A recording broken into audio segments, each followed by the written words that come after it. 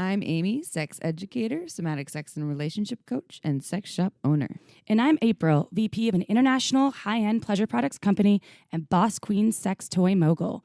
We're best friends who make our own rules about who we are as sexual beings. With everything from how to be a badass in the bedroom to top tips for bringing your relationship to the next level, we have something just for you. So sit back, relax, and enjoy the show. Don't forget to head on over to our website at shamelesssex.com for more. And for 15% off of some of our favorite sex toys, use coupon code SHAMELESSPP in all caps at purepleasureshop.com. Hello, everyone. Well, hello. Oh, fancy seeing you here again. That's my Mrs. Doubtfire. Remember Mrs. Doubtfire? R.I.P. I know, Robin Williams was amazing. That was such a good. I love that movie. I think it was my favorite movie of the time. I probably watched it 40 times. Not as much as Dirty Dancing, but I've watched it quite a bit. Oh, that was cute, Robin. Oh, Robin, we miss you. But did that sound like Mrs. Doubtfire? Yeah, do it again. Oh, hello. Yes. If you're like 20 years old, you have no idea what we're talking about. You should go and look up. I think it might be on Netflix. Probably. It's I'm probably pretty sure. on Netflix now. All right, everyone, welcome to the Shameless Sex Podcast. Thank you for tuning in. Yeah, we love you. We love you so much. We have a very, very important episode. This is a very important episode, everyone. It is on trauma, sexual assault, and consent. Now, this podcast, we recorded it with a wonderful sex educator who is a specialist, who's also a survivor on their own, as in their own right. They've actually had their own trauma and experience. And so this has information not only if you've experienced trauma, but as an ally of someone who's experienced trauma, as someone who has traumatized someone who's committed assault. There are tools in here for everyone. As for parents raising young people to teach them on how to negotiate and use, speak their boundaries. Pretty much anybody walking on the planet right now should listen to this. I'm not going to but it'd be great if you tuned in because you will learn something. Well, and especially with what's happening with the MeToo movement, and we're in this very potent time where there is a shift going on. There's more awareness. It's in the media. Celebrities are talking about it. It's something that's been going on for a long time. And I think I talked to you about this on Kyle Tierman's podcast. I was just gonna say that. Whoa, we're twinning right now. Brain twinning. Yeah, I'm not surprised. And we're both about to get our periods. I know. Wow, we are locked in. We're both drinking wine. It's just me, you, and Monty. No, Montesaurus in his sweater. Monty's here in the house. He's smoking a cigar by the fire in his sweater. Monty's the dog. We should put a photo of him online. He's wearing a sweater. Well, I was just thinking about Kyle Tierman's. I didn't, but I mentioned it to a couple of my friends. And I download his podcast, but I haven't listened to that one because I listened to some other ones this week too.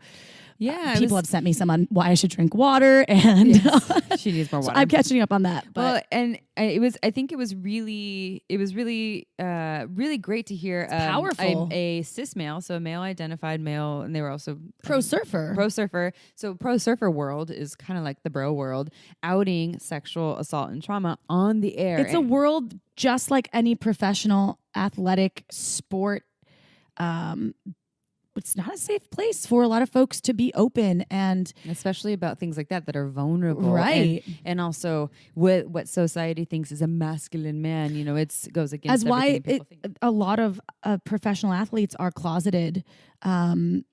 They're not able or feeling comfortable yet to come out as openly gay, and I've heard that's very common as someone that has dated an ex-professional basketball player.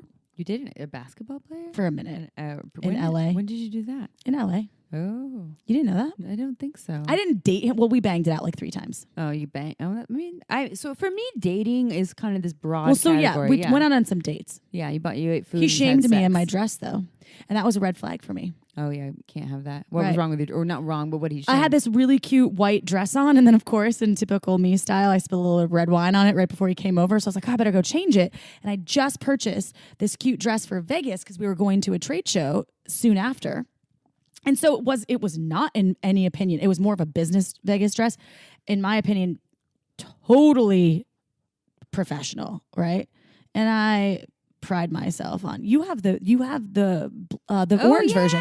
Yes, that was I do. the dress. It's very short. It's super cute. Super cute. He shamed me. That's why you want to give it to me, because he shamed you. She told me, I came downstairs and I said, oh my God, I came downstairs after I got dressed because I was running late then, because then I was trying to put together another outfit. And I was like, I had to wear this work dress. And I come down the stairs and he said, you wear that to work? And I said, oh, because it was so short. And I didn't know what he meant. It wasn't that short on me. And I said, so yes. Did he slut shame you? And I said, what do you mean? He's like, that just doesn't look like it's work appropriate. I was like, well, I work in bro. the sex toy industry. I know, but I was like, wait a second. So anyway, that was a red flag for me. So it didn't work out with the pro basketball player. Later. Hopefully they're listening. What up? He might be. A good thing I'm going to get the dress now. Yeah, you already have it. All right, we're going to read a review. And they didn't request an accent from April. They didn't? No, but you get to choose what it is. Okay. What do you want? What are you feeling today? Cockney. What's that? It's a British accent. No, what about Minneapolis? I mean, oh, you want me to do it? Oh, I'll do that. Yeah, Minnesota. Okay. Did this one right here from JNL212. Their topic is I love shameless sex. You girls are the best. I listen to every single episode. It's so awesome that you are so empowered. I will be buying from pure pleasure as well. Thank you for being so awesome. Yeah. Do you have a boat? Yes, here's something. I went to college in Minneapolis. I have so much Midwestern pride. It's ridiculous. And I love every time my mom calls, she's like, hey, April, it's your mom. I'm like, hey, mom. Yeah, you grew up in Wisconsin. I did. She likes cheese. I have mad respect for the Midwest accent. And P.S., thank you for that awesome review. If y'all want to write us a review, we'd be super into that. And I love doing accents. Sometimes they're better than others, but I work on them. I do practice. So send us a review. We love you. And you can always request what kind of accent she does. But right. Yeah. And if it's one that I don't know, perhaps I can practice it and I'll really work hard on it. And my Australian's not so good. My British is pretty on point. I can do a great Israeli accent. Yeah, she did spend a lot of time with New York. I can do a badass New York accent. I'm not going to do it now. It's going to be a surprise. Next time. I'm so excited. But your reviews, people, send reviews so we can do this. And we read every single review. Amy and I separately together, but we both read the reviews and we love them. So thank you. If you've already written one, if you haven't, please take a minute of your time. We love you. Ways to do reviews. If you're in iTunes, if you are already subscribed to us, you need to log out. So just hit the search box on your phone and then search for Shameless Sex all over again. And then you can click reviews and write a review and then we will read it. Or Google, what's the quickest way to write a review on iTunes? Because that's what I did, and I feel like there's a quicker way. Is there? Yeah. Oh, well. Google. I'm not shaming that. Don't shame me. But I'm just telling you, I think there might be a quicker way. How dare you shame me? Maybe next episode, but you into that. Okay, so a couple other announcements before we dive in, because we want to talk about some female ejaculation stories. Right. Amy and I, not only were we twinning with that. We both ejaculated this morning. Yes, we both had it. No, mine was right before I came over to your house. Oh, well, today. Yeah. Okay, so before we do that, we'll do our announcements. One, the Amazon affiliates. If you order things on Amazon, we would really appreciate it if you would go to our website at shamelesssex.com. You click on the Amazon link. There's like a little stack of books, and you click on that. It takes you to the Amazon landing page, and you order through there. It doesn't do anything different for you other than you go through that link on our website, which you can also bookmark and use. And when you purchase something, a percentage of it goes to us, not to sponsor the podcast, but it goes to us. And that helps us out. So just want to put that out there. That helps us out. This is a passion project. And so if you're buying on Amazon, Amazon still gets their billions of trillions of dollars. It just gives us a tiny bit so we can continue to put out awesome podcasts, because this is a passion project for us. Yep. We don't get paid. We invest time and energy and money because we love this and we love all of you. So if you feel inclined and you shop on Amazon, all you have to do is click that link or bookmark it, as Amy said, and then we get a smidgen of it for us to improve the podcast and to continue on this journey of presenting information. But it doesn't sponsor us. No, we're not sponsored. We're looking for a wine sponsor. Still. If you or someone you know has an amazing wine sponsor that's into a shameless sex / shameless life, honoring us in our journey of whining. Promote the shit out of Why are you whining? What you whining about? Stop whining. Stop whining. Tell me about your squirting. The squirting. Squirting is a thing. like people. It's not usually squirting. Like when I'm doing it, I don't squirt. I'm gushing. It's not squirting. It's like little spurts. Mine just kind of comes out like what would be the right word? Like a stream. Like a long stream? Like a bubbling brook.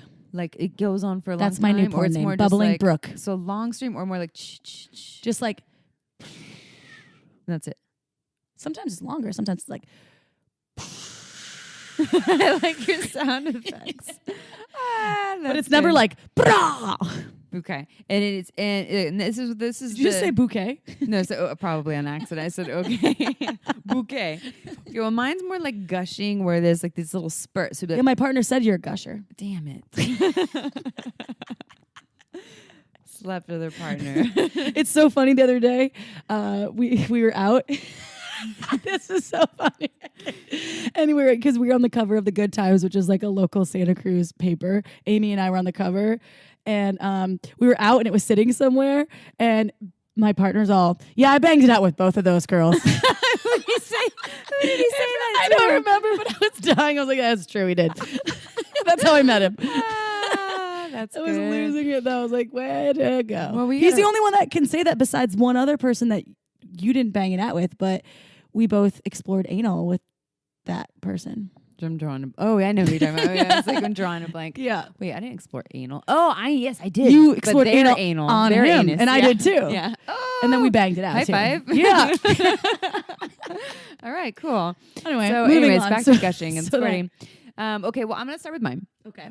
So, everyone. So, my very first orgasm, I was 18 years old. I had sex multiple times, never had an orgasm, bought a vibrator, a clitoral one, very strong, called the Water Dancer. Pocket Rocket. Oh. Water Dancer by Vibratex. Got it. Still available. You can get it at purepleasureshop.com, 15% off using coupon code shamelesssex, PP in all caps.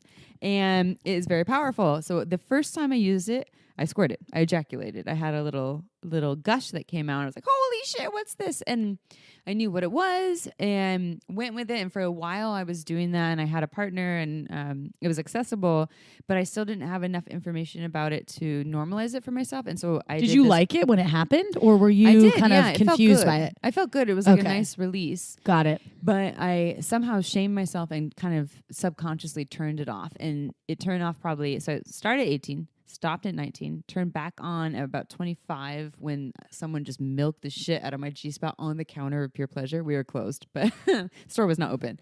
The old Pure Pleasure, by the way. Pure Pleasure, yeah. So if you're in there and you're checking out, it's not. It happened. It is the old it's Pure sanitized.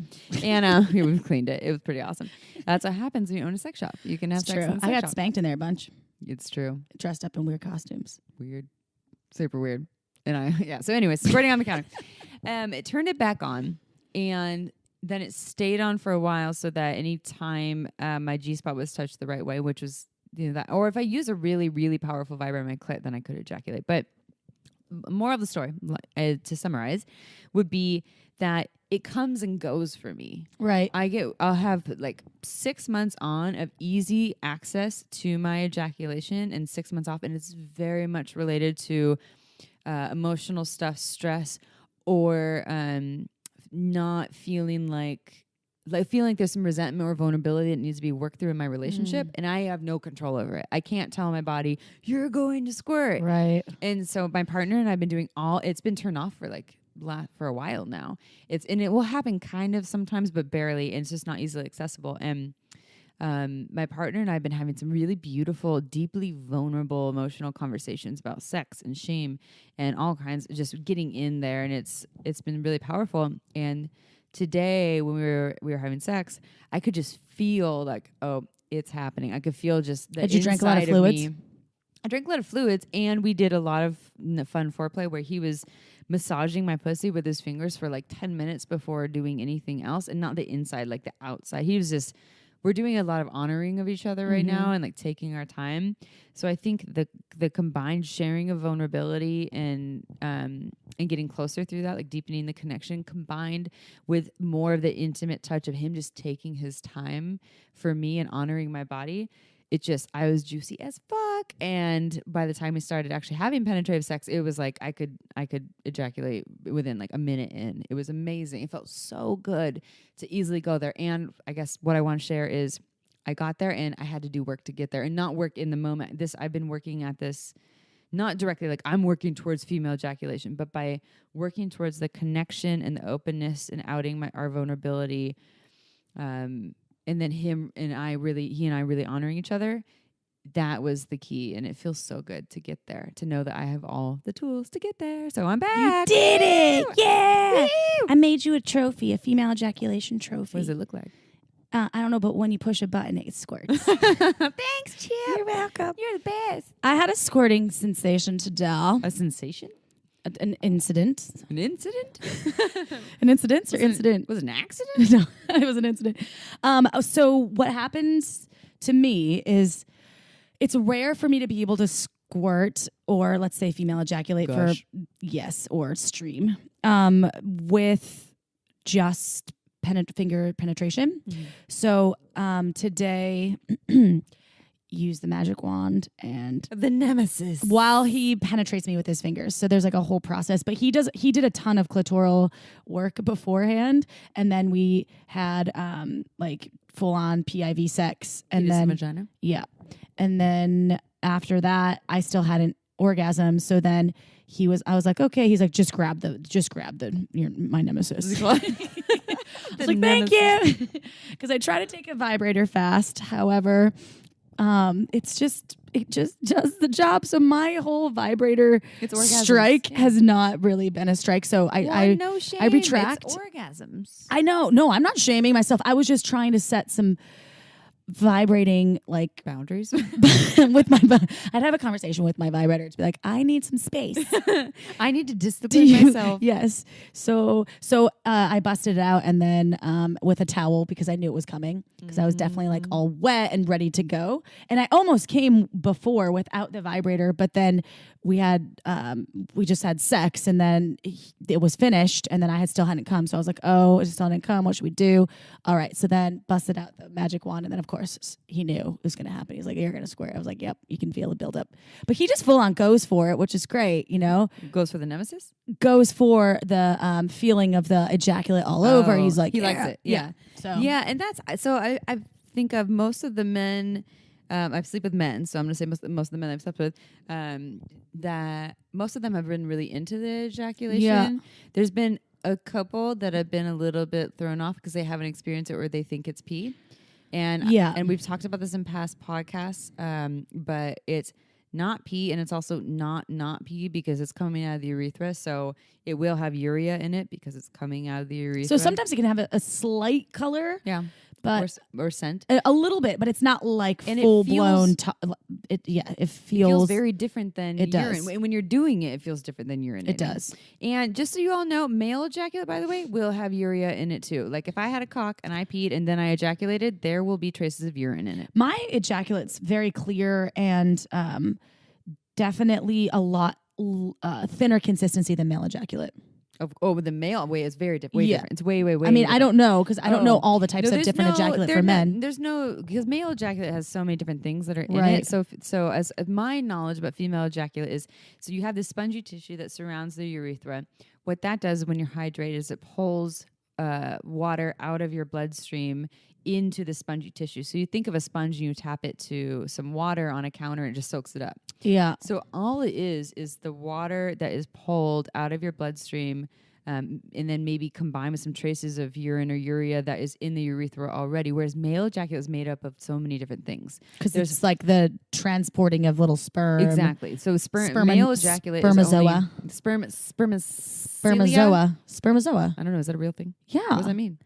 Spermazoa is what sperm is. That's the scientific name. I have never heard that. Well, I am a science major. I believe you because you're nerdy as fuck. Okay, well, so male ejaculate, sperm only makes up 1% of it. The rest of it is from the prostate, the Cowper's gland, to make it a slip and slide for the sperm. So that's why it has that milky, thick, amino acids and like this thick consistency. I'm going to swallow some soon. I know, you keep talking about it. Not today. Maybe tonight. Maybe. It's on. It is on. Yeah, so those are female ejaculate. Also, I tried the hot octopus cock ring today. What'd you think? I love it. Yeah? It's the Atom. It's amazing. If y'all are tuned in and you've never tried a vibrating cock ring before, whether you're a penis owner, vulva owner, if you're gay, straight, you like sex, with a dildo, with anything, this is the best cock ring I've ever had. And I have probably 12 cock rings, and it's super powerful. I'm going to get you one. Do you have like a big glass case with it all shiny? You open it and there's just cock rings. Oh, and it sings to you when you open it. Most of them are like gently used by previous partners, so they're like in like a little cemetery of. I'm probably gonna have to recycle them and get rid of them. The boneyard of cock rings. This one, the Atom, it's $85. If you want to buy one, if you're a listener, you can use Shameless Sex on Hot Octopus with 2s's.com and get one, because honestly, it will change your experience. It's designed for just like intensity and fun. And I've been using it and now I'm getting addicted to that. That was last night though, not today. Which one? The cock ring adventures. Yeah. Oh, you've been having some good sex. I have. Yeah, awesome. She said I had been cut off for a couple of days. Cut off? Meaning there was no time, so I felt cut off, and I was not using my body. Yeah. They cut me off. No, there was no time literally between meetings and whatever. I've been really busy with work. We just didn't have any sexy time, so I was in the car. I was like, we need sexy time. We have to plan it. And he's like, I know, you're right. So last night it was necessary. It's like, don't eat too much food at dinner. I'm like, look at me. Stop eating. I'm cutting you off. Don't need you to get all the dinner bloat. So that's why sometimes you got to bang before dinner. Right, but before dinner we went to a movie with a friend, so there was no time. You know what I've been really enjoying? So, okay, I used to think I was someone who liked having sex at night, because I don't like having sex in the morning right when I wake up, because literally my pussy is asleep. And my pussy's dry as fuck in the morning. Well, not just dry. No, it is. There's nothing I can do about it. Well, and I'm a big proponent of lube, but it literally takes me like 5 times as long to get blood flow in the morning. I'm still asleep. Like we can try it. I'm with you. But chances are it's not going to be as Plus potent. my hair, you see this hair. I look like if I walked outside without clothes, people would think I was a drunk homeless woman. Because my hair is like all, I mean, it looks like I got slightly electrocuted. You can still bang. No one needs your hair to have sex, April. No, I agree with you. It's about your pussy and your heart. No, but I feel that not hot. Not hot at all. I'm like, oh my God. So I've been tying it back just in case. That's smart. Maybe put it in braid. Well, so what we've been doing is finding out that the afternoon, which I have to now kind of rearrange my life to make this happen, because sometimes if I leave around like 11 a.m. to go work, because I don't work before 11 a.m., I don't get back till 9, so that leaves out the afternoon because I'm not home. But trying to be home more often in the afternoon, because the afternoon I've already done a lot of work. I got like all the headiness out of my way. I've already meditated and I can just drop in. We both have really high energy. And so the afternoon delight, there's something about it that's really working. That's what I did today. It was so sweet. I made lunch today and then he was like, can we just snuggle on the couch for like 15 minutes? Also known as bang. Well, no, that wasn't even the intention. He said he had full brisket bloat because I made some brisket in the crock pot. What's a brisket bloat? Brisket bloat? Oh, bloat. Oh, got it. I get it. You'll come back. Yes, you'll come back. So that just happened. And that was super sweet. Yeah. I felt it was so endearing. I was like, yeah, of course. And then he just did the ear thing, like kind of breathed in my ear a little bit. And then I was like, I'm like, my pussy just made some movement. Something's moving. Something's moving. It's feeling good. Yeah. Yeah. Then I humped his leg for a minute. You humped it? Yeah. Oh, it feels good. Yeah. Let me a little dry hump. All right. Anyways, okay. So that was a little update, and our updates. I know you get a little personal taste of everything, but there's some sex education in there, people. This is vital information and insight into our lives. And I love that April and I see people around town that hear our podcast, and you know everything about us. Yeah, there is no shame there. You're like, well, that girl, she's submissive, and that girl, she likes some ear stuff. That girl squirts. Oh, that girl squirts too. That girl squirts too. That's cool. They have a dog named Monty. It's fun. We will definitely, if you have any questions that you want us to answer as well, regarding female ejaculation, or if it's I don't know, about trauma, about something that is burning in your mind and you want us to either find the answer or answer it for you if we know the answer, please write us an email. Or you can fill out we have a question contact area on our website, shamelesssex.com, or you can email us at shamelesssexpodcast@gmail.com. But we will answer your question if you wrote us and you're like, whoa, girls, ladies, friends. I wrote you 3 months ago. Still haven't heard. We will get to you. It usually Promise. takes us like a month. It's seeming right, which is fine. But they're actually stacking up. Get there. Yeah, okay, they're stacking up. So, okay, next just episode, give us some time deep in there because we do get a lot of questions and we value them and we do read them and we will get to them. So if you're listening to this and you have written us a question, we will get to them. Yeah. So thank you for writing and continue to reach out and we will get back to you. So thank you for that. Thank you, dear friends. All right. So we're going to dive into our podcast now. And again, we talked about it earlier, but this is on trauma, sexual assault, and consent. I know it doesn't sound like the most sparkly conversation, but it's necessary. It's necessary. And it's the Me Too movement right now. And there's a little bit about that in there as well. And I also promise there's something in here that will be new for you and important to you. Whether you're a parent, you are a survivor, you have assaulted someone, you're an ally of someone, because all of us know someone. What was the statistics? It was like 1 in 3 or 1 in 3 of female 1 in 3 folks, female folks, 1 in female 6 identified, and then 1 in 6 and then cisgendered. It was like 1 in 2 male. of trans folks or something. Yes. So really, really important conversation. So please stay tuned and listen. And if you just want to hear all the fun, juicy things, listen, because this will make you hopefully a better human, because this is a really important time. So without further ado, we dive into some trauma, sexual assault, and consent.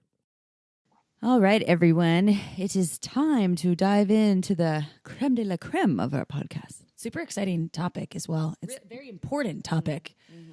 Yeah. Exciting for a lot of people out there that haven't had access to this particular kind of information. Mm-hmm. Yes, and this is it's great timing with what's going on in the MeToo movement. I think the MeToo movement started, it's September, I believe.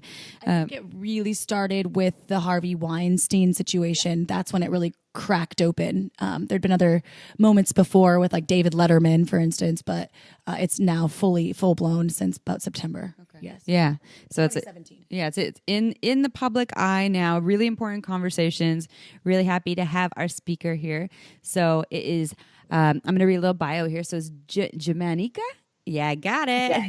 Jimanekia Eborn. So Jimanekia Eborn is a sex educator as well as director of education at More Than No.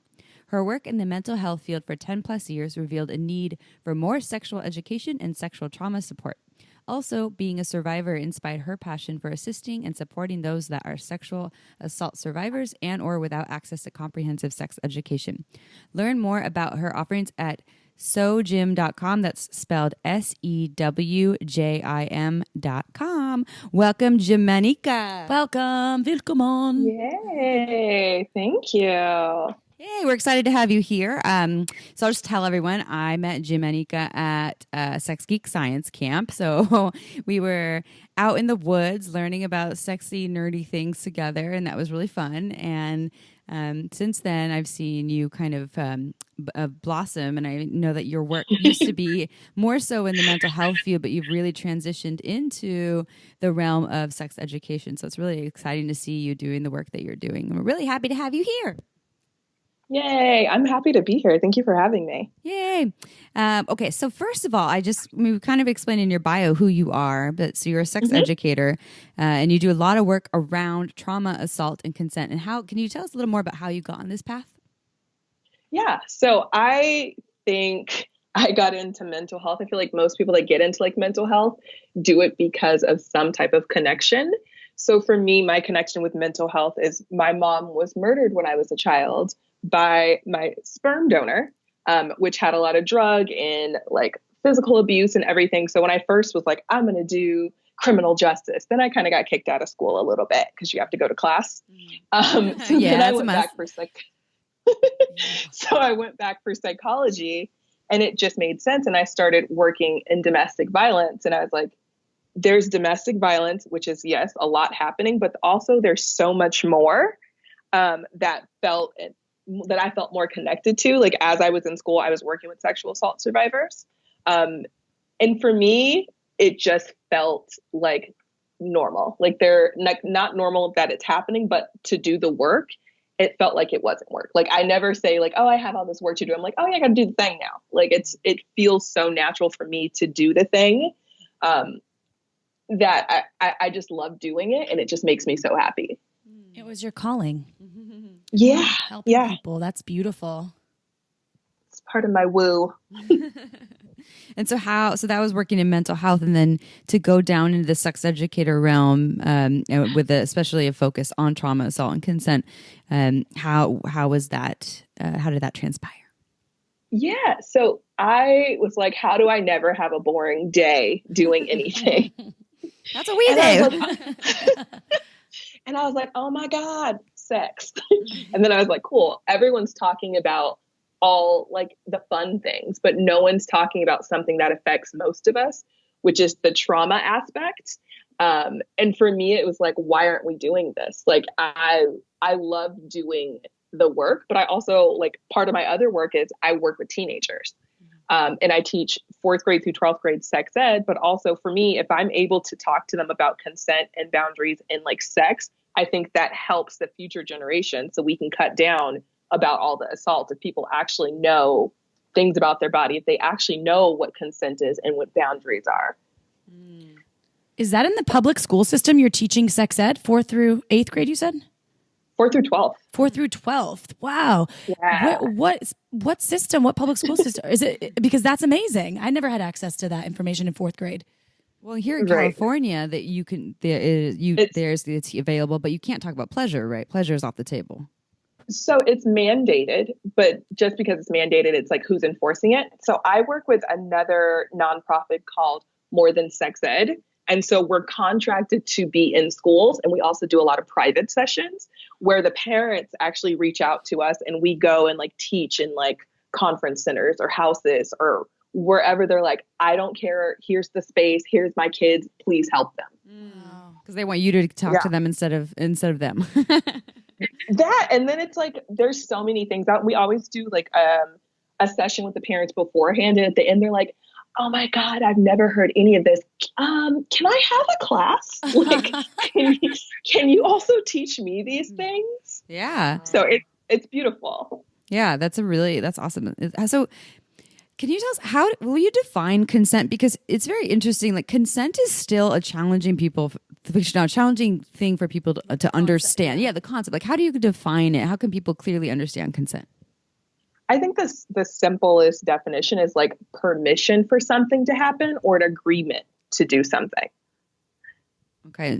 And what does that look like? Because we can make a verbal agreement. We can make an agreement with our bodies. Is there like clear ways for people to understand how to read those agreements or make those agreements? I always say that verbal agreements are the best, like actually before you get into any type of intimacy. And it doesn't always have to be like penetration type of intimacy, but I think that just helps to set up the situations, having that clear conversation, like sitting down, looking at someone and be like, these are things I'm not interested in. These are things I like. These are things I may want to try, but these are things that I'm going to hard pass on. I think having that verbal, like visual of someone like head nodding and actually seeing you versus like, oh, you kissed me and I leaned into it, because who knows why I leaned into it. I could have froze and my body could have just like went into that state. Mm-hmm. So I think the best way is having the verbal communication and also checking in with people, because with consent, you can say yes and then 5 minutes later be a no. So I think consent is also something you check in with throughout the situation. Like, is this still good? Do you need me to do anything differently? And I feel like people are scared of that. Just having that rejection possibly be a thing.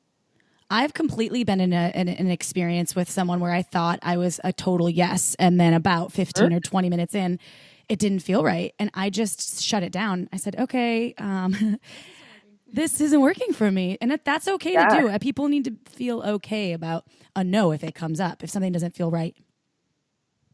I agree. I've been doing like slight research on how people react to no's, and there's not like any research out there, and it's like baffling to me. But the only like correlation that I find is like when people do hear the rejections, that it sometimes can be like a physical pain. That's why sometimes when people get rejected, they're like, it goes from, oh my God, you're so beautiful to you're an ugly bitch. Mm-hmm. And you're like, whoa, what happened there? Yeah. Well, and on that note, I mean, with what's happening with the MeToo movement is there's a lot of coercion, but there's also we're living in a culture and a time where especially women are feeling like they can't voice their no's because they will be too much. They will be judged. They'll be shut out. They won't get the job they're trying to get, et cetera, et cetera. They'll be ostracized. And so I think also they're talking about, I guess the rejection piece is probably different. And of course everyone's different. Like I can't make a generalization about, different genders, but probably more so women identified folks are experiencing a greater challenge with that. Would you agree with that? I think yes, I wouldn't just say women in general or female identified. I think it's kind of like an all genders, all bodies kind of problem. I think, female identified folks may be pushed to the front as the visualization, but there's tons of trans folks. There's tons of cisgendered men. Like I'm so glad that this MeToo movement has been brought forward. Like a lot of people don't even know that the MeToo movement started 10 years ago by Tarana Burke. And yeah, thanks like, for we didn't know. People were like, she's like amazing. It's 10 years ago.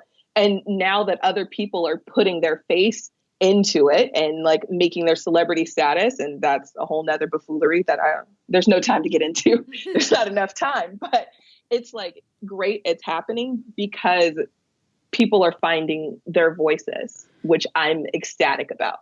Do you know who Gloria Allred is? Yes.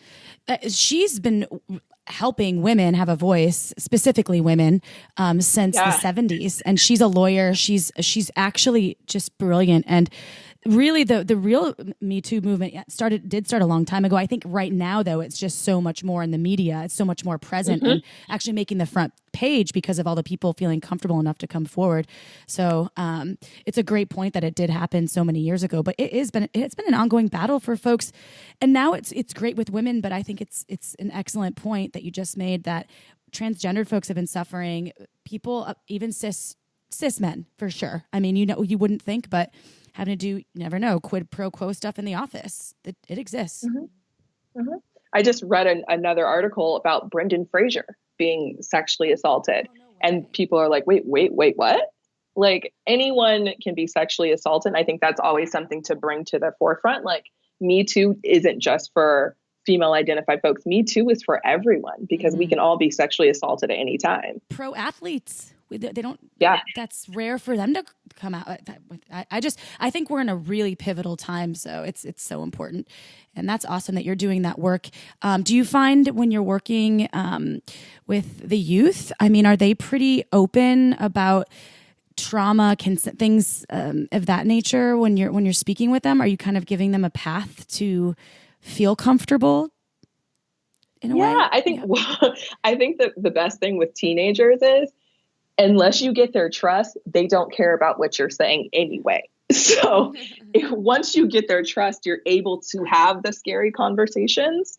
And when I'm teaching them, it's like when we talk about consent, we do different like run-throughs, and we do run-throughs like verbal things. We do body like response, and we have them receive no's and be like, you received a no. How does that feel for you? You just gave a no. How does that feel for you? So it's like a step-by-step check-in. And I think with teenagers, the beauty of teenagers is they act like they know everything, but they really don't. And they're like, no, I know what you're talking about. Tell me more, please. Mm-hmm. Like they want the information, and they just really want someone that's going to be honest and not BS them, because other people are scared. And the whole notion of, well, if you don't talk about sex, you're not going to have it. Like we all know that's inaccurate because we're all here. Like, yeah, not true. Yeah, maybe people didn't talk about it, but kids are having sex. Yeah. I feel like kids are having sex even earlier now than maybe when we were. So they want to know the information. They actually want to do it right, which is amazing.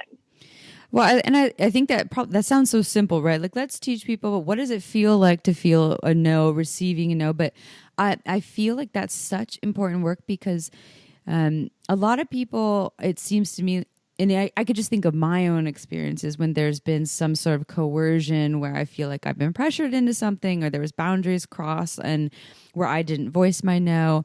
But I feel like, for me, it was like, how did this person not read my no? And I think that this is important education, that to assume that people, one, understand what a no looks like, what a no feels like, how to receive one, how to ask for feedback, and just, throughout the process to understand how to move forward. These are all things that need education.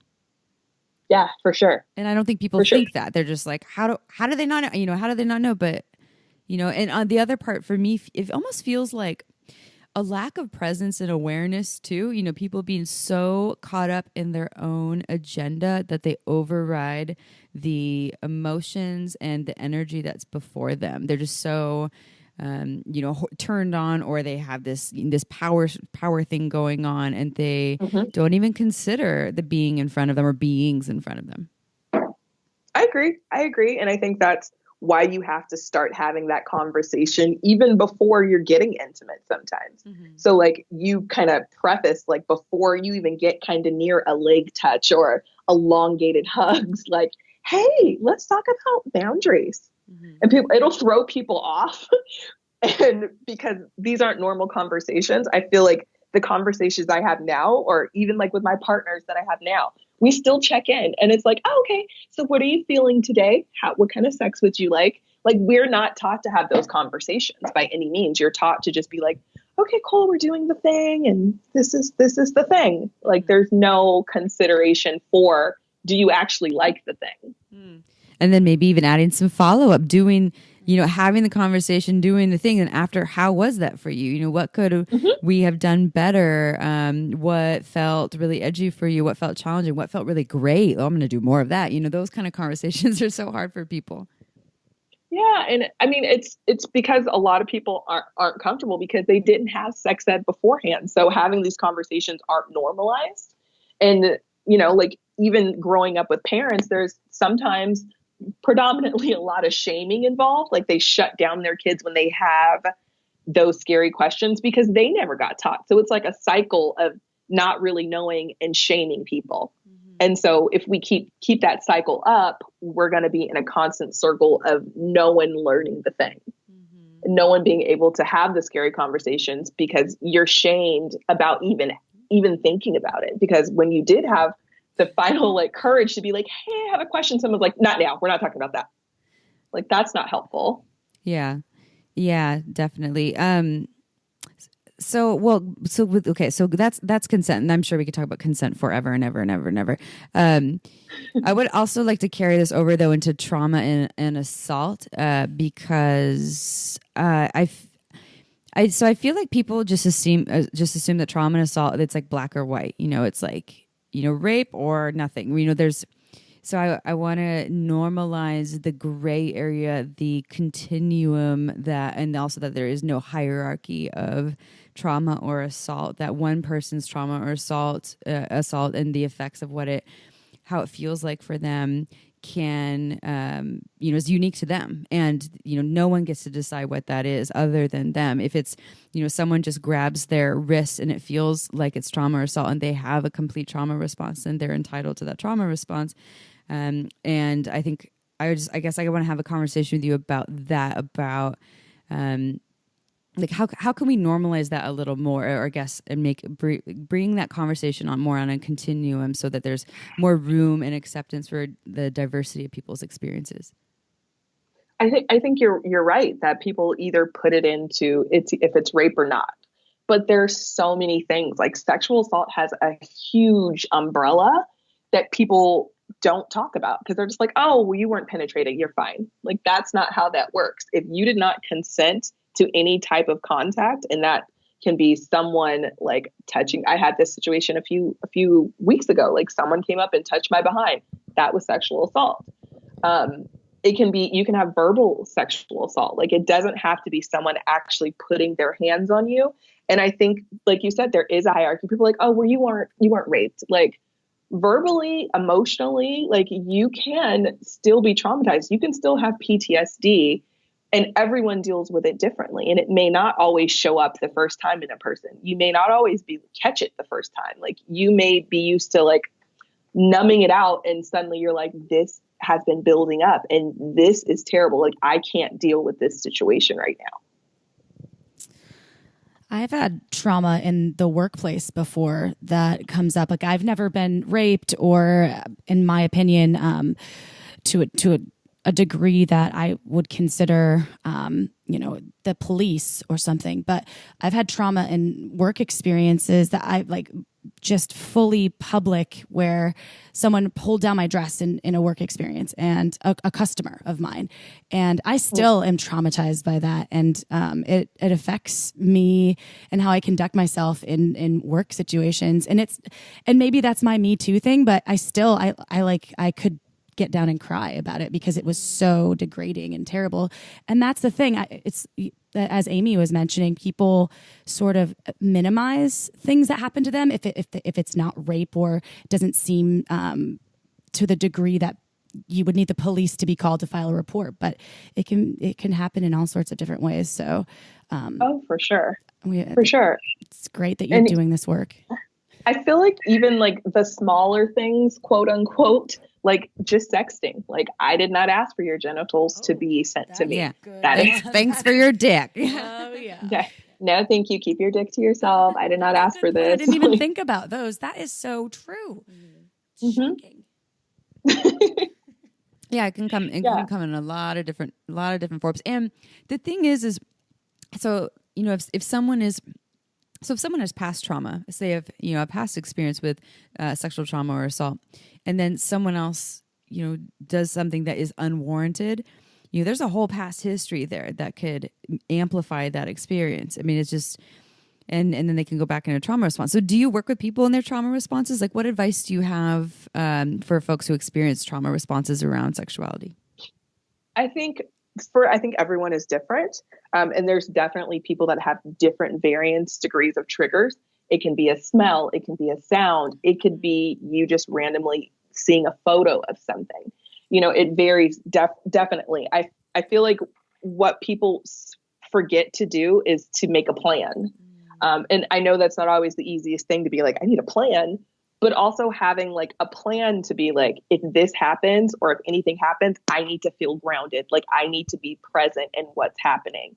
Like being able to either call someone, send a text, or have like I said, I'm a little woo. I keep crystals on me. Like even having something tangible in your hand to like ground you and focus on can be helpful in situations like that. But like I said, everyone is different and everyone responds differently to the trauma that they carry within them, that there's no like set way to be like, okay, if this comes up, this is what you do. Mm-hmm. I feel like that's something you have to work through and figure out, like try, like, does this work? No. Does this work? No. And having like a support system is extremely important, regardless if that's like a therapist, a psychiatrist, your best friend, a support group, like a church. I don't know. Everyone's different, but having all of these things and kind of like creating that safety net, I think is extremely important in cases like that.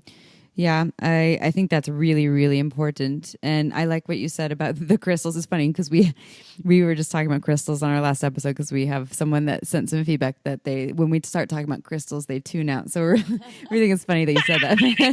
Hopefully you're still here. We're pro crystals, so we love that. Yeah, but I mean, I get what you're saying. Something because so say I'm having a trauma response. What's happening is I'm reliving this experience that's so challenging, so painful that I'm trying to leave my body because it doesn't feel safe to be here based on what happened to me in the past. So, holding the crystals in your hand or whatever you need to ground down and find your rooting and your connection to the earth, to the ground, to your safety. Yeah, deep breaths or looking around on the wall and noticing 3 different colors. Or whatever's feeling your feet on the ground or even walking, I feel like is a really great tool to just start walking and feeling the ground under your feet as you move. But yeah, I like what you're saying that, of course, it's different for everyone and what they need. And I just wanted to give that visual for what trauma, maybe you have something to add to that, but what trauma looks like. It's literally like, I need to leave my body because it's not safe here. Oh, for sure. I've had clients that go back to that trauma age. I've had clients that shut down and become children again. And so sometimes you have to meet people where they are and you're like, okay. And sometimes like it depends on who that person is. You name that person, you name that other being that comes out, that other trauma response, like that trauma response is a 6-year-old and you may be calling it 6. Be like, oh, 6. Okay, let's talk to you. And then slowly bring things back in to ground them back to the 30-year-old that you're talking to. And so it can look different for everyone, for sure. And that's really what you want, is to be able to support someone so that they can come back and get out of that situation, because it's scary in there. It can be scary in your head. You can drown in there. Yeah, and you feel really alone and isolated. Right. I was always taught to like, just toughen up. It's not a big deal. That was something that I've had to overcome, and learning about trauma in all sorts of different, like on all sorts of different levels has helped me find my strength and learn about myself. So if there's listeners out there that maybe want to go back and revisit things that have happened to them and kind of and come from a strength place, and know that like you can learn about future situations where you can have those moments and tune into them and then move through them. And having help with someone is great to help you through that. I know EMDR therapy is really great for that. And EMDR therapy, you're essentially with a therapist, and they do this. It's this rapid movement thing that moves in front of your eyes, and you relive the experience with the therapist. They ask you the details: who was there, what were you wearing, what did they say, things like that, and it's really hard. My mom, it's very intense. Have you done it before? Or you just know? No, I just know like the therapists that do it. Yeah. My mom is a survivor. My mom I think she was first molested. She started molestation and rape both, and from multiple people, both in daycare and at home, from age like 8 or 9 to I don't remember, like 12 or 13. And she's very open about it. And she has done some very recent work with EMDR therapy, and she would go in with this therapist once a week. And these sessions, I mean, she had to relive it. But what ended up happening at the end, she'd leave those sessions so raw and cracked open and crying because she was in it again. But the end result after dedicating a couple months was she no longer, that things still happen. You're not trying to block it, because that doesn't help you. It's helping you process it. Exactly. Like, it's this unfinished business that your system needs to process. So now she just doesn't feel pain around it. Now she doesn't, if she thinks about it, she doesn't have a trauma response. It still is a part of her. And yes, it still affects her. But the effect is now so much easier. Yeah, it's amazing to see. Like I do have a lot of jobs, but one of them, I actually work at a residential facility, like one of the only ones. It's a residential facility for assault survivors, which is it's amazing. They do like EMDR every day. Wow, that is some dedicated work too. Oh my gosh, it's beautiful. They stay on site. They have therapists that they have personal 1-hour therapy every day. They have yoga focused towards trauma. Like, they have like amazingness. Like, and the fact that they can go and like submerge themselves in getting that intense healing in a safe space. I wish there was more of it. Where is that, in LA? Did you say? It's in Malibu. It's in Malibu. It's called Reconnect. Okay. So if there's listeners in Southern California, that sounds like an excellent place to reconnect and get through those moments. Yeah. We have clients from all over. It is female focused. Unfortunately, it's not for all bodies and all genders, but you got to start somewhere. You get one facility started, branch off and get some more going. Yeah. I think right now, with the times with the MeToo movement, this is hopefully what's going to continue growing. There'll be more offerings and more conversations around this that will, create more resources for people to go. And also, on that note, what are the statistics for sexual assault? Is it like 1 in 3 or something? What is it? 1 in 3 female identified people, and 1 in 6 male identified, and I believe trans identified folks, it's about 50%. Wow. That's probably not even completely accurate. I bet it's more because people don't come forward. It's underreported, especially for male identified folks. Wow. Yeah. So I think that's another thing to highlight is how alone people feel when they have that experience, when they have a trauma or assault, and they're not. I mean, it seems quite often, it's more often than not. It really depends. And I know that there's a lot of other things that go with those statistics, and statistics can be hard to get, but numbers aside, it is common. And there are resources out there. Like, people are not alone, and it might feels like that. It definitely feels very isolating, but it's unfortunate how common it is. Yeah, it's scary. I did a piece the other day, and it's like every 98 seconds, someone is sexually assaulted in the U.S. Wow. Oh my gosh. I can't imagine the stats in other countries, especially where women are living an oppressed existence. I mean, really. Mm-hmm. Yeah. Wow.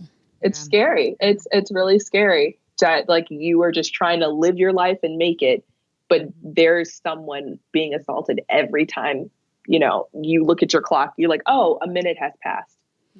I think, the best way, and maybe you have an opinion, but what do you think would be the best way, other than education, to start to see these results differ? I mean, is the MeToo movement going to start that process?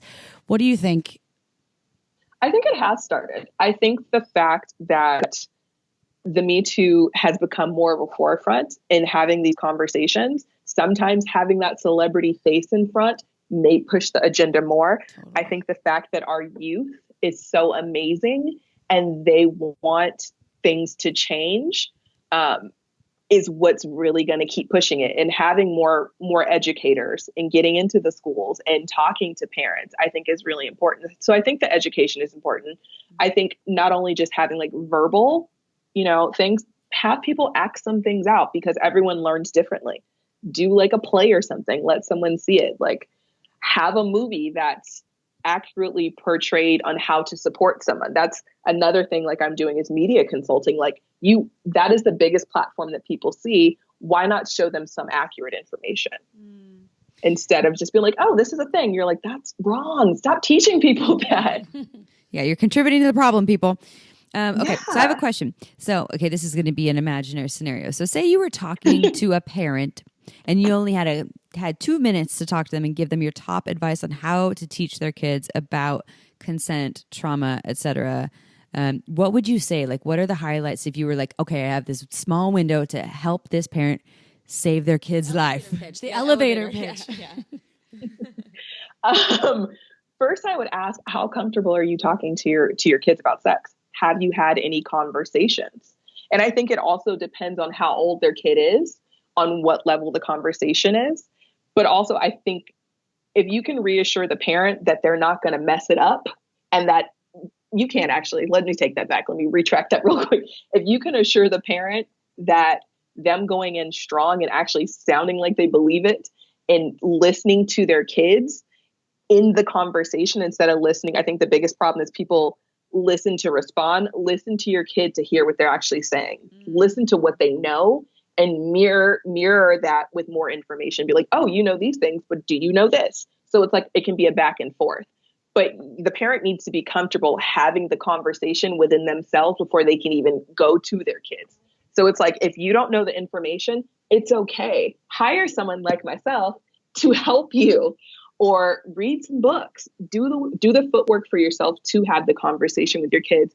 And the last thing I would say is, like, I promise you that if you are able to have this tough conversation with your kid, you are opening doors to conversations that you probably thought would never happen. Like, if your kids can trust you with the scariest conversations to them, they will come to you with anything. What are some good books that off the top of your head that you can suggest? We love giving book suggestions on this show that we could post. I just love helpful books.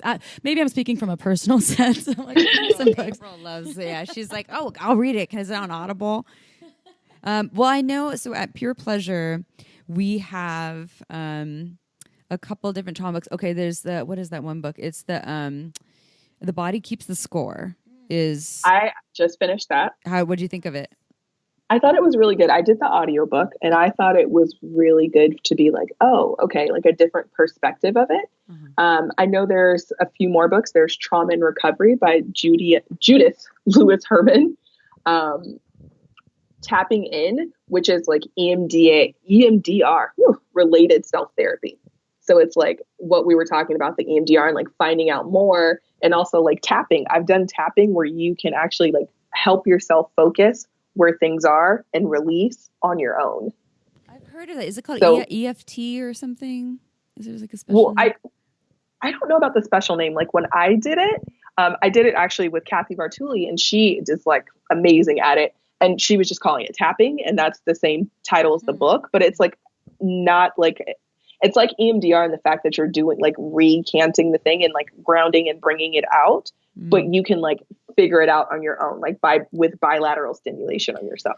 Well, and that's a great example of how, again, like the book, The Body Keeps a Score, about how trauma is in the body and the body knows. And one of the tools, and it actually goes with what you're saying when you're teaching people about consent and negotiation, not only just giving them a lecture, but having them experience it. I mean, the experiential and somatic practice of all of these things, whether it's receiving a no, whether it's we have trauma and how do we release it. And there's a physical experience that should be explored to understand how to navigate it and to release it. And I think that's really important. It can't just be all concepts, like logical concepts. No, for sure. And like we were talking about, like people obtain things differently, people heal differently. And, you know, EMDR, I think it's amazing, but you may not like it.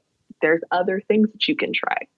Yeah. Yep. Everyone is different. Everyone is very different. Yeah. I just want to add one other thing on that one with the parents. Like for me, this is my personal opinion. And actually, I'll just give like a little story that goes with this. So I know someone who is experiencing a MeToo who has assaulted someone, who is the assaulter. Not yes. You know the assaulter. I know the assaulter. Yeah, someone who has assaulted someone has just got called out on it. It's not something that they fully remember, but they're fully owning it. And this is new. I just found this out yesterday, and so they're fully owning it, and there's also there's some stuff going on in the sex industry where there's some outing of people that have crossed boundaries, and people are outing that, and they're owning it too. There's some of our our role models that are doing that, and they're owning it as well. And then they have their own accountability pod. And one of the main things that I love that they're doing, and the advice that I gave the person that just got called out on their assault and they're owning it is, okay, so there's the reform part for you. You know, okay, this is how I'm going to be a better person. This is what I've learned. Yes, and I'm going to own it. And I've hurt you, and I understand how terrible that is. And, owning that piece of it. What can I do to show up for you? Maybe there's nothing you want. I need to give you your space. Whatever that is. But to me, I love the piece that a lot of the sex educators are adding, that it's beyond you. Now it's my own personal reform. I'm the one that assaulted someone. Let's use that as an example. Okay. Aside from my own reform, what can I do now to help the world? To go beyond myself. And to me, it feels like that's really what's going to change. The people that are being called out, reform yourselves. Yeah. Like own it, be accountable, and give back to the world to change the world and start spreading the message. We have to make it, we also need to, because I feel like that happens. People feel shame in that they've assaulted, and then they basically get condemned when they do come forward. And I think if they are making a move to be forthright with their previous action, we should also help them get treatment or whatever, get through the moment so they can help other people come forward. And then it can be just this exposed, everyone's open and out with it. That's what I think. Yeah. And I think some of the stuff that's happening, and you can comment on this as well, but in the sex industries, they don't, you're not going to thank them. Like, or they're asking that, don't thank me and pat me on the back for being accountable. Like, yay, good job that you're saying, yeah, I crossed boundaries and I hurt someone. But more so, like what you're saying, April, more so creating room for them to do it without throwing stones at them, I guess. Exactly. Okay. What do you think about that? Yeah. I think I know all the conversations you were having. Yeah, you do. Yeah. I do. I think sometimes that people, let me see, how do I process my thoughts? I think it's a scary time for people to be the assaulters, which it should be, but it's scary for them because they can't move forward. So it's like, yes, you did this shitty thing, but also like, if we just shut you down and keep shaming you, you're not going to do any better as a person either. So I think it really is important to be like, okay, you did this shitty thing. We're still pissed, but what are you going to do to fix that? Like, what are you going to do to fix for more people? But also, what are you doing for yourself? I think that's really important. And I don't feel like it's being met the same always. And with dealing with assaulters personally, and I know my opinion isn't always the one that people want to go forth with, but I think there should be some type of therapy, specific therapy for those that do the assaulting, some type of rehabilitation. Totally. Because a lot of the times, and it's not 100%, there's no like super, like those people have their own traumas that they did not deal with. Mm-hmm. And it's not everyone. Some people are just crappy human beings, and that's a thing. And perhaps therapy will break the cycle. That's the thing. Exactly. But you do have to give people a chance for the redemption. Like, you have to give people a chance to get their stuff right so that they can continue to be like, this is where I messed up. Don't be like me. Here's where I messed up, right here, right here, right here. I didn't know I did this thing, and it was brought to me, and I listened to listen. I didn't listen to respond to the person, which I think is something good that we're seeing in the sex community right now. But it's also like, you did this thing. Let me also tell you all these other things I haven't been saying to you, but I've been waiting for you to like mess up. Like, that's not helpful. And that's the most, I think, difficult part of these high profile MeToo cases, such as Harvey Weinstein, Bill Cosby, because they haven't actually admitted to anything. And the denial is, I think, the most hurtful to everyone involved. If they came forward and just apologized and said, what can I do to make this better? I think then perhaps more people would come forward, and maybe just not having it behind a curtain of shame and shrouding it in all of this negativity and like, let's lock them up for life. Like, let's rehabilitate people. I totally, Jimanekia, agree with you on that. Yeah. One of my first jobs, as I was like, I'm going to do trauma, I worked at a group home with juvenile sex offenders. Wow. 11 houses, 6 boys, all of them had assaulted someone else. The ages were from like 11 to 18. Wow. And they were never empty.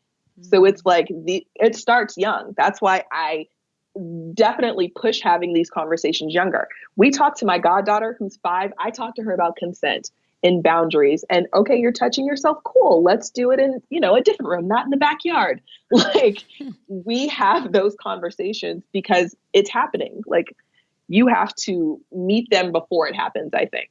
Mm-hmm. And with these conversations that are finally coming out in the media, again, I'm sad that these things have happened to all these people, but I'm so glad that it's being shined upon in the brightest light of lights. Yeah, I agree. Definitely. And yeah, that's a hard one. It's like, of course, we don't wish pain on anyone. And it feels like it's a really important time that is hopefully going to change things for the better. Yeah. So my type A self wants to just do one last quick order of operations there. So what we kind of suggested was someone outs their, just step one, someone outs the trauma. I have shame. I have trauma. Something happened to me and I need to out it. And they out it to the person that traumatized them, to friends, to a therapist, to the public on Facebook. All those things. Safe space. I don't know about the public on Facebook, but people are doing it. No, not the Facebook, the Twitter. Yeah, the tweet. You tweet it. Okay, so they out it. The person that assaulted them it takes accountability. They own it. They say, yes, ideally, this is what happens. They take accountability. Yes, I did this. This was a terrible thing that I did, or whether I remembered or not, whatever. It was not okay. And I understand that is hurtful for you and that you have trauma around that. And I have no excuses, and your feelings are you're entitled to your feelings, and et cetera, et cetera. And then the public does not say, fuck you, motherfucker, we're going to throw stones at you. Instead, they're saying, yeah, that was a really shitty thing to do. What are you going to do about it? And so then that person, the offender, says, I'm doing X, Y, Z. I have a therapist, or I'm working on this or this or this. And however they're working on it, there's not one way to do it. And on top of that, and this is my added piece, and I think we all kind of agreed on this a little bit. Or maybe we didn't, and I just love it that other people are doing it. And this is what I'm doing to spread the word about how I messed up and how other people can learn from it too, whether it's talking to young people, whether it's talking to my men's circles, women's circles, whatever that is, whether it's writing a book about it. And I think this is like the bonus piece. Yeah. Talking to even two people about it. Yeah. I mean, just kind of how they can help. I know. What would you suggest if you're an assaulter and you want to do something to better the situation? The actions that you actually did. What would you suggest? What would be some good ways to mitigate the past? I would say, don't necessarily go head on and try to reach out to the survivor, because that you don't know where that person is. You don't know what that person has been dealing with. You don't know, okay, so maybe they tell you a time frame when this happened. You don't know if maybe you've done something else. You don't know if they've been assaulted since then. So don't go head in to be like, hey, I called you and I want a smoke signal and meet with you. No, okay, maybe have a middle person reach out and be like, hey, this person found out that you accused them of this thing, and they want to know what you need from them. And they are now going to do X, Y, and Z. They have admitted to, maybe not remembering all of the things, but remembering the incident and being like, I'm so sorry that you felt that way. I think you need to, as a assaulter, I think the biggest thing at first is just realizing that you've done something to someone else. You may not have necessarily meant to do it. You may not even remember the situation, but listen to that person and being like, oh my God, I didn't know I did that thing. So recognizing the situation and finding out what that person needs. Again, maybe not through you. It depends on how that correspondence is, maybe through someone else. And, oh, you don't want to talk to me? Cool. But you'll talk to this middle person. Okay. Let me know what you need. And for me, I need to see what else I need to work on as a person. If that means therapy, if that means meditating, if that means going to a facility, if this means looking into your own ish and being like, oh, maybe this is where this started, do that. Get some education, start doing the thing, do the work. I think that's the biggest thing, is doing the work. Yeah. Because you can talk all day. We can all talk and gab, and people love to hear themselves talk.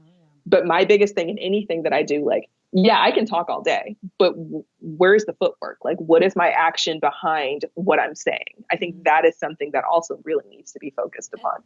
We talk about that all the time. You just basically created a home run situation with that comment, because we talk about the tools, providing the tools with this podcast. And I think you've given us some excellent tools and some excellent information on getting help or talking about your trauma or what is consent. So that's important. It's important work. I wish there's more people like you in the world. Oh, thanks. This is my love language. Keep telling me things about myself. Awesome. Perfect. Okay. So what are your offerings? How can people work with you? Yeah. So you can go to sewjim.com, which is SEWJIM. And I am doing a lot of transitioning some work. So I'm trying to do more media consulting. I think it's really important. Like I said, I feel like they have such a large platform.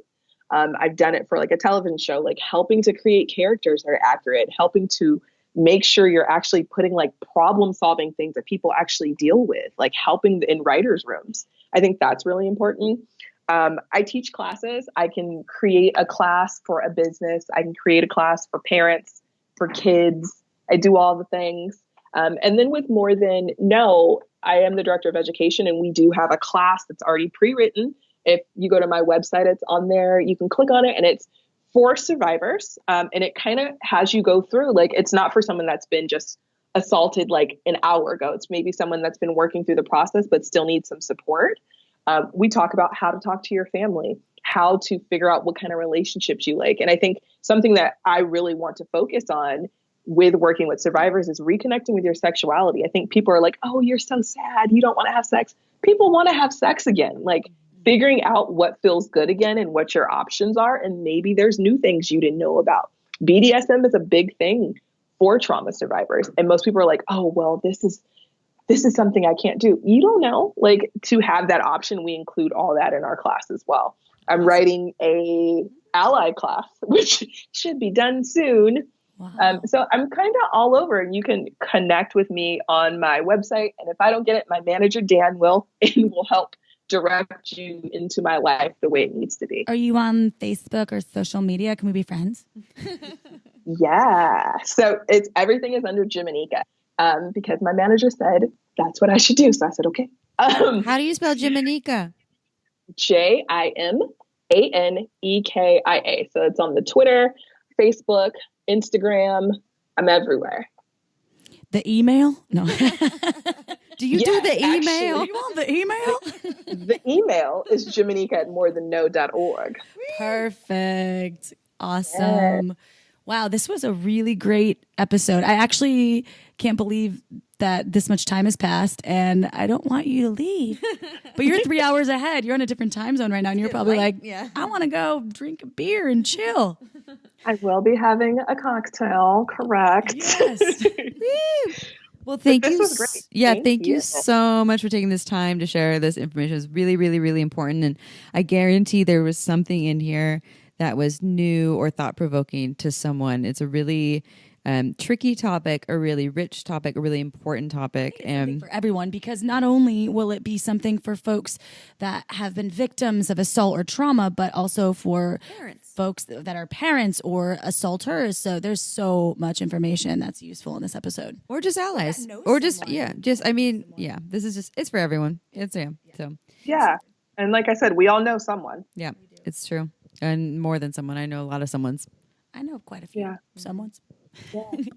All right. Well, Jimanekia, thank you so much for this awesome episode. And thank you to all of our listeners for tuning in. We see you this Tuesday, next Tuesday. We say see you next Tuesday, every Tuesday. So we can't wait to spend another hour and some minutes with you. And ciao for now, everyone. Don't forget to head on over to our website at shamelesssex.com for more. And for 15% off of some of our favorite sex toys, use coupon code SHAMELESSPP in all caps at purepleasureshop.com.